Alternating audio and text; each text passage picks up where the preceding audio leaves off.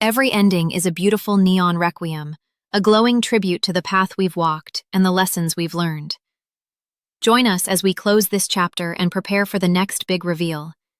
Hit subscribe now and witness the beauty of a perfect resolution. Text my sister sent me said, Diane is devastated.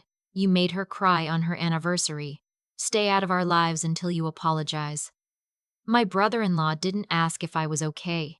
He didn't ask how I'd driven home with shaking hands and blurred vision. He was angry because my refusal to keep funding their restaurant had embarrassed his wife at dinner in front of her friends. I was sitting in my car in the hospital parking garage, reading that text under the fluorescent glow of level 3, when the nurse called my name to come back inside and finish the paperwork. I didn't respond to him. I didn't explain myself. I didn't ask how someone could be that cruel. I typed one word. Done. Then I switched apps, opened my banking portal, and began drafting an email to the loan officer at First Meridian Financial. You have to understand where the money came from to understand why what happened next felt like justice instead of cruelty. I'm 31 years old. I'm a licensed CPA. I have been keeping meticulous records since I was 19 years old and worked 3 part-time jobs to put myself through community college, then state school, then passed the CPA exam on my first attempt while sharing a studio apartment with 2 other women and eating rice 4 nights a week. My savings account didn't come from luck or family money or a generous partner. It came from 7 years of 6-day work weeks, of declining vacations, of driving a car with 200,000 miles on it while my peers were leasing SUVs. My sister Diane is 4 years older than me. She married her husband, Owen, 3 years ago in a ceremony I helped pay for because our father had been gone since we were teenagers and our mother's health insurance had eaten most of what she had. Diane cried the whole walk down the aisle. It was beautiful. I believed, genuinely believed, that I would do anything for her. Owen is charming in the way that expensive cologne is charming. You notice it immediately and then, after a while, you start to wonder what it's covering. He came to me 18 months ago with a business plan printed on glossy paper, laminated, presented in a leather portfolio. He wanted to open a farm-to-table restaurant in the Highlands neighborhood of Denver. He had the concept, he said. He had the passion. He just needed capital. The bank was willing to give him a commercial loan if he had a guarantor with strong credit and documented income. I had a credit score of 797. I had 4 years of tax returns showing consistent 6-figure income. I was, financially, exactly what Owen needed. What Owen offered me in return was a written promise, handwritten on the back of a cocktail napkin at the Italian place where Diane and I had lunch, then typed up in an email he sent me the following morning, of a 25% ownership stake in the restaurant. My name would be on the operating agreement. I would be a silent partner. The loan amount was $140,000. I want to be honest with you about something. I knew it was a risk. I am a certified public accountant. I know how restaurants fail. I know the margins. I know the statistics. But Diane sat across from me at that lunch, and she held my hand and she said, I know this is a lot to ask. I know you worked so hard for everything you have. I promise we'll take care of you. And I said yes because she was my sister and because somewhere under all my spreadsheets I still believe that meant something. I signed the guarantee agreement 6 weeks later. The loan closed on a Thursday. The following Monday, Owen had already hired a contractor and was deep in a renovation that had apparently been planned for months. The kitchen equipment alone was $60,000. Diane texted me photos of herself standing in the empty dining room with a glass of champagne captioned, Our dream is happening, babe. She didn't tag me. She didn't mention me. I was listed in their loan documents, not in their Instagram story. That was fine, I told myself. Silent partner. That's what I agreed to. The request started 2 months later. The first one was $8,000 for a custom bar top that the original contractor had underquoted. Owen sent me a voice memo explaining that Marble was experiencing supply chain delays and the price had spiked significantly, and that the alternative was a surface that would look very mid, which would hurt them at launch. I transferred the money. I told myself it was an investment. The second request came 6 weeks after that. $12,000 for a walk-in cooler that the health inspector had flagged as undersized for their intended menu. Owen texted me at 10:45 on a Tuesday night. We're in a time crunch. Inspector comes back Friday. This is the only way. I transferred the money. I am going to be honest with you. I did not tell my husband about the second transfer. I am not married, but I want you to understand the level of secrecy I was operating in. I didn't tell my best friend. I didn't tell my mother. I logged it in my own spreadsheet under a category I labeled simply Diane because I couldn't make myself write the word loan when I wasn't sure it would come back. The third request came before the restaurant had even opened. Owen texted me a contractor invoice for an outdoor patio build-out. The number at the bottom was $22,000. His message said, "The space is going to be incredible. This is what separates a good restaurant from a destination." I know it's a lot, but this is the vision we had from the beginning. I called Diane directly that time. She answered on the second ring, bubbly, clearly in the middle of something. I could hear music in the background. "Hey! Did you see Owen's text? Isn't a patio going to be amazing?" "Diane," I said, "I've already put in $20,000 beyond the loan. I can't do another $22,000. The music stopped, or maybe she stepped away from it. Her voice changed in a way I'd heard before when we were kids and I took something she wanted. It went very still and very flat. "We're not asking you to give it. It's an investment. You know that." "I need to see the operating agreement first," I said. "The one with my name on it, the 25%. A pause. "Owen handles the paperwork. You know I'm not great with the legal stuff." "I've been asking for that document for 4 months," I said. Another pause. Longer. "I don't know why you're making this weird. We're family." I told her I would think about it. I did not transfer the money. 3 days later, Owen called me. He called from a number I didn't recognize, which meant he knew I might not pick up if I saw his name. When I answered and heard his voice, I understood that the call had been planned. He talked for 4 minutes straight without pausing. He talked about sacrifice and vision and how success requires short-term discomfort. He talked about how the outdoor patio would generate a 30% revenue increase. He talked about how he'd already told the contractor to begin because he trusted me. Then he said, "Honestly, I don't know why you're being this difficult." "Diane cried last night. She doesn't want to say it, but she feels like you don't actually believe in what we're building." There it was. "Do you think Diane would be happier if you just told me the truth?" I asked. "That my name was never going on that operating agreement?" Silence. "I don't know what you're talking about." "I think you do," I said. And then I told him I'd have an answer about the patio money within the week, and I hung up. What I did not tell him was that I had already called a real estate attorney friend of mine, a woman I went to school with named Georgie, who had listened to the whole story over the phone the previous Saturday and then said, very quietly, "Do you have anything in writing that mentions the operating agreement?" I had the email, the one Owen had sent me the morning after the cocktail napkin. Georgie told me the email, on its own, was not a binding operating agreement. She told me I was likely still on the hook as guarantor for the full $140,000 loan. She told me that the additional $20,000 I had transferred, documented in my own records with timestamps and wire transfer confirmations, could potentially be pursued in small claims court, but that it would be a battle. Then she said something I needed to hear. "You can't make them give you what they promised, but you're still the guarantor, and that means you still have leverage if you're willing to use it." I asked her what that meant. She explained what a material adverse change was. I hung up the phone and I sat in my car for a very long time. The restaurant's soft opening was scheduled for a Saturday night in April. Diane had been posting about it for weeks. Golden hour photos of the finished dining room, close-ups of the menu typography, a reel of Owen in the kitchen that had gotten 800 shares. The comments were full of people saying they couldn't wait. Full of people who had no idea where the money came from. I was not invited to the soft opening. I found out about it from my mother, who had seen it on Instagram. When I texted Diane to ask why, she sent back a string of excuses about the capacity limits and how it was really just for industry people and a few close friends, and that we'd celebrate properly once they were open. I asked her when I could expect to see the operating agreement. She read the message. She did not respond. That Saturday night, I sat alone in my apartment and watched her Instagram stories. There was Diane in a green dress, laughing with people I didn't know. There was Owen behind the bar, looking like someone who had built something from nothing. There were candles and herb garnishes and the marble bar top I had funded without my name anywhere on the wall. I did not comment. I did not text. I closed the app and I went to bed. The following Friday, I was at the office late finishing a quarterly close for a client when my phone buzzed with a call from Diane. I almost didn't answer. I answered. Her voice was different. Tight in a way I hadn't heard since our father left. "I need to tell you something, and I need you to not overreact." I put down my pen. She told me that the operating agreement had been finalized. She told me that due to some advice from their business attorney, the ownership structure had been revised.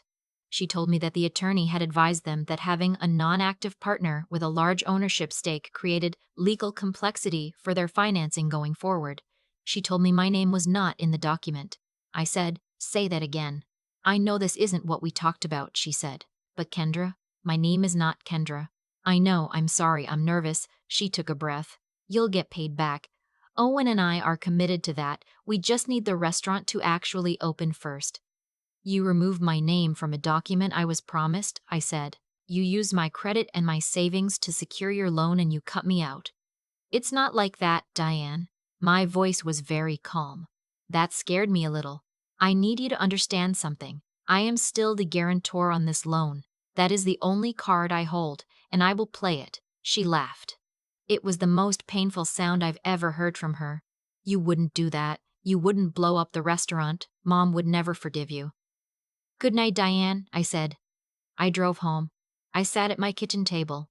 I opened my laptop. The restaurant was scheduled to draw its first full operating payment from the loan account the following Tuesday, the draw that would cover the first payroll, the first vendor payments, the launch marketing. Everything hinged on that draw going through. And that draw going through hinged on the guarantee staying in place.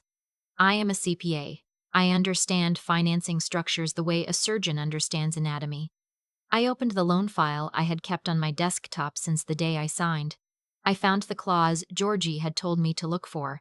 Section 7, Paragraph C, Guarantor Material Adverse Change, Disclosure. If the guarantor experienced a significant change in financial circumstances, job loss, medical event, major unexpected expense, the guarantor was obligated to disclose it to the lender within 72 hours. I had not lost my job. I had not had a medical event. But I had, in the previous 72 hours, made a decision to begin withdrawing my savings in preparation for a litigation process, specifically the process of suing my sister and brother-in-law for the return of $20,000 in undocumented transfers and damages associated with the breach of the verbal and email documented partnership agreement. That represented a material change in my available assets. I was legally obligated to disclose it. I drafted the email to my loan officer at 11:47 at night. I kept it factual, precise, stripped of every ounce of emotion, to whom it may concern, as the guarantor of record for loan number 884417, Cascade. I am writing to disclose a material adverse change in my financial circumstances. Effective immediately, I have initiated a legal process that will result in a significant reduction of my liquid assets over the coming months. I am obligated under Section 7C of the Guarantee Agreement to inform you of this development. Please advise on next steps. Regards. I attached nothing. I just sent it, then I forwarded the email to Georgie with a message that said, "It's done. What happens now?" She responded 8 minutes later, even at that hour. "Now we wait. And we let the bank do what banks do." What banks do, it turns out, is freeze the loan draw and issue a formal notice of guarantee concern within 48 hours. I know this because Diane called me at 7:14 in the morning 2 days later, so early that I was still in bed and she was not using her tight, careful voice anymore. She was crying. Full, open, ugly crying, the kind I hadn't heard since we were small. "What did you do?" she said. It wasn't a question. "I disclosed a material change to the lender," I said, "as I was legally required to do. They froze our draw. We can't make payroll." Owen is losing his mind. "He's calling everyone Diane," I said. "Where is the operating agreement with my name on it?" Silence. "That's what I thought," I said. She hung up. Owen sent me 17 text messages over the next 4 hours. I read all of them. Some were pleading. Some were threatening. One of them mentioned my mother, which was the one that nearly broke me. I set my phone face down on my desk, and I did not pick it up for the rest of the workday. What I did not know until Georgie called me that afternoon was that the bank's freeze had triggered a review of the full loan file, and that during that review a compliance officer had flagged that several of the draw requests Owen had filed bore documentation inconsistencies. Specifically, 2 of the contractor invoices Owen had used to justify draws from the loan account were from a company that, upon further investigation, appeared to be a sole proprietorship registered in Owen's brother's name. In plain language, Owen had been filing invoices from a fake contractor to extract cash from the loan he hadn't yet spent. I didn't know about that when I sent my email. I swear to you I didn't. But I had handed the bank a reason to look, and when they looked, they found it. The investigation took 11 weeks. I cooperated fully. I provided every transfer record, every text message, every screenshot of every Instagram story where Diane had photographed herself in the space my money had built. Georgie had told me from the beginning, document everything. I had. Every wire transfer had a timestamp. Every text had a date. The email with the ownership promise was sitting in my sent folder exactly where Owen had sent it, 22 months earlier. The loan was called. Owen had 30 days to repay $140,000 or face default. They didn't have it. The restaurant had been open for less than 2 months and it was not profitable yet, and the loan money that should have been in reserves had been partially misdirected. The restaurant closed on a Thursday, 43 days after it opened. The marble bar top and the kitchen equipment were seized. The custom patio, the one Owen had started building before I approved the money, the one that had cost $22,000, had to be demolished because it hadn't passed its final inspection. Owen faced bank fraud charges. He took a plea deal 6 months later that involved a significant fine and supervised probation. His business license in the state of Colorado was suspended. I received $20,000 in restitution as part of the civil judgment. I did not get the 25% ownership stake. There was nothing left to own a stake in. My mother did not speak to me for 4 months. She called me in October, finally, on a Sunday evening, and she asked me how I was doing, and I told her I was okay, and she said, "I know you didn't do this to hurt Diane." I said, "No, I didn't." We talked for an hour about nothing important, and it felt like the most normal conversation we'd had in years. Diane moved to Phoenix in the spring. She called me once, from a number I didn't recognize. Another thing that ran in the family, and when I picked up and heard her voice, we were both quiet for a moment. "I want to say I'm sorry," she said. "Okay," I said. "I didn't know about the invoices," she said. "I need you to know that." I think she believed that. I think she told herself she was too busy with the Instagram stories and the champagne photos to notice that her husband was committing bank fraud in the space her little sister had funded. I think that is entirely possible, and I also think it doesn't change what she knew and chose not to see.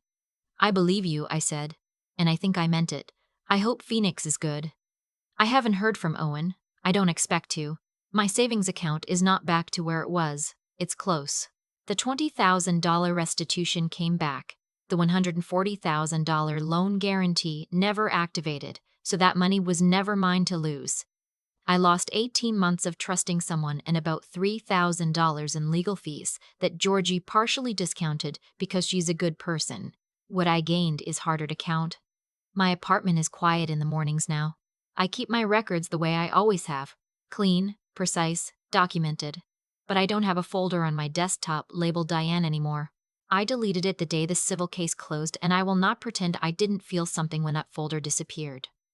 2 months ago, I got a call from a woman I'd worked with at my previous firm. She's starting a small financial literacy nonprofit specifically focused on first-generation college students who are navigating family financial pressure, the people who earn money and then watch it get redistributed by guilt. She asked if I would come in and talk to a group of kids about what I'd been through. I said yes. I sat in a folding chair in a church basement in Aurora on a Tuesday night and I talked to 12 young people who were all somewhere between 19 and 24, all of them supporting somebody. All of them tired in that specific way that comes from being the person in your family who figured it out first. I told them 3 things. I told them that a signature is not love. Signing your name to someone's debt is not an act of loyalty. It is a legal instrument and it deserves to be treated with the same cold precision you would bring to any other contract. If someone is asking you to sign your financial life to theirs, they should be offering you something equally binding in return, paper, notarized. Not a cocktail napkin, not an email, not a promise made while your sister holds your hand across a lunch table and you want so badly to believe her. I told them that access to your resources is not the same as access to you. You can love someone and refuse to guarantee their loan. You can love someone and not fund their dream. You can love someone and let them figure out their own financing. The 2 things are not connected, no matter how many times someone tries to convince you they are. I told them that documentation is an act of self-respect. I told them that I kept records not because I distrusted Diane in the beginning, but because I was trained to keep records, and those records were the only reason I had any recourse at all. If you are lending money to family, if you are signing anything for family, write it down, file it, send yourself an email. Do something to create a timestamp that says this happened and this is what was agreed to. Not because your family is dishonest, because you deserve proof that you were not. One of the kids, a girl in a Northwestern sweatshirt, raised her hand and asked me if I regretted signing in the first place. I thought about the marble bar top. I thought about Owen's voice in that planned phone call, practiced and smooth and 4 minutes long.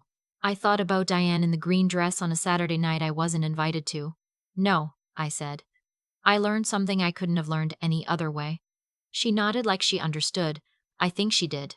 I drove home that night through the city with the windows down, even though it was cold, because I wanted to feel the air and I didn't want to think about the past, and I wanted, more than anything, just to be exactly where I was.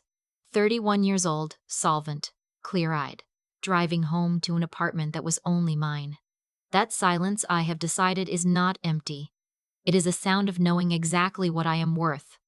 The thing I keep coming back to is the marble bar top. I paid for it. I transferred the money on a Tuesday morning before I went to work, sitting in my car in the parking garage because Owen said the price had spiked and there was no time. I didn't see it in person until Diane posted a photo of herself leaning against it in the finished dining room. Glass of wine, green dress, the whole thing, and I thought, that's mine. Not in a possessive way, just in a factual way. That surface exists because I chose to trust someone. And then I thought, she didn't even tag me. I've turned that detail over in my head more times than I can count, and what I've landed on is this. Consequences are not punishment. They are information. What happened to Owen and Diane was not something that was done to them by an outside force. It was the logical conclusion of a series of choices they made, each one compounding the last, until the structure they built on someone else's foundation couldn't hold its own weight anymore. I didn't cause that collapse. I just stopped holding up the ceiling.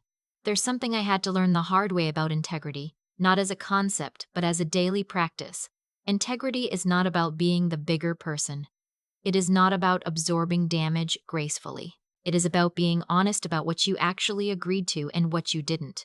About saying out loud when a line has been crossed. About not signing your name to things you don't believe in because someone you love is asking you to. When I sent that disclosure email at 11:47 at night, it wasn't an act of revenge. It was the first completely honest thing I'd done in 18 months. I was finally telling the truth about what I was willing to guarantee and what I wasn't. The part nobody talks about when they talk about being smart with money is how much emotional work it requires to use what you know. I had the knowledge. I understood guarantee agreements and material adverse change clauses and loan covenanters better than most people in any room I walk into. But for 18 months I set that knowledge aside every time Diane held my hand or Owen said a voice memo that sounded just reasonable enough. Intelligence, the real kind, is not just what you know. It is whether you are willing to use it when using it is uncomfortable. When using it might cost you something. When using it means admitting that someone you love has been lying to you and has been lying to you for a long time and that you let it happen because you wanted to believe otherwise. And then there is the matter of what it takes to actually do the thing once you've decided to do it. I sat at my kitchen table at nearly midnight alone and I drafted that email, and my hands were not entirely steady. There was no one cheering me on. There was no guarantee it would work. There was every possibility that Diane would never speak to me again and that I would lose the $20,000 anyway, and that Owen would find some way to make me the villain in a story that had always been about his own choices. I sent it anyway. Not because I was certain. Because I was done being the person who knew better and stayed quiet. The girl in the Northwestern sweatshirt asked me if I regretted it. I told her no. That was true, but what I didn't say, what I'm saying now, is that I carry it, not with guilt, with the particular weight of a decision you made clearly, with your eyes open, knowing what it would cost. That weight is not a burden. It is proof that you took yourself seriously. It is proof that you understood your own worth and refused, finally, to let someone else set the price. The silence in my apartment is not empty. It never was. It just took me long enough to stop filling it with someone else's noise, to finally hear what was actually there.